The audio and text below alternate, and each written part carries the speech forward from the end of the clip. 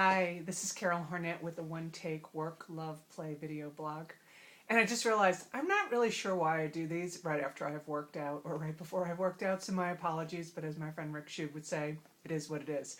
More important, as Seth Godin would say, to ship it. So I am here following up on the third thing I have found about trying to change people's behavior and trying to influence people. The first was facts don't change behavior. The second was you have to make it personal. And the third that I've found is just because you show up, it doesn't mean you're committed. So my question to you, if we're going to keep the spouse, boyfriend, girlfriend, mom, dad, sister, brother theme going, can you get your spouse to show up somewhere? And I have a perfect example that just came from my life. On Sunday, I went to a fundraiser benefit concert. It was classical, and I enjoy classical music. Not always my first choice, but I certainly do enjoy it. And we're at this lovely old church here in Connecticut, listening to this really incredible four-string quartet. And I look around because I really don't know much about playing the violin or the viola or the cello, and I just like to people watch while I'm listening to this beautiful music. And we look around and we spot this couple. And the gentleman of the couple is dressed in like a fireman's t-shirt, not that there's anything wrong with that, but jeans, and he's reading a paperback through the whole performance. So his wife got him to show up, but he really wasn't committed to the event.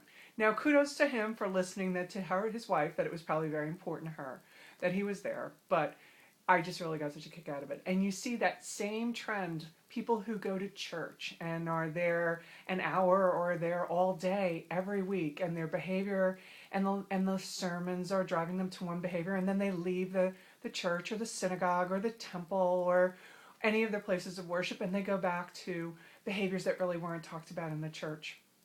So what does any of this mean when you think about employees and their behavior? And we can try to force people to fill out health risk assessments, HRAs. We can try to make them participate in a smoking cessation program, make them lose weight. We can give them carrots. We can give them sticks. We can do all sorts of things.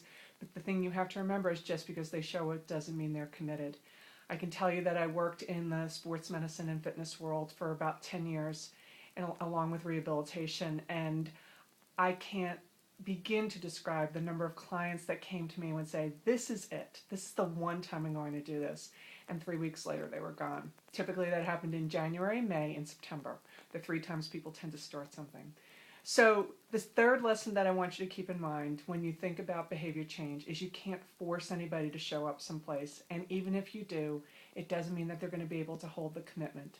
I always maintain that people have the best intentions, but they really are episodically good.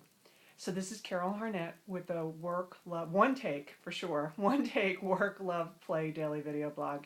And I hope you've had a great work day today, or enjoying some love now, and don't forget to play.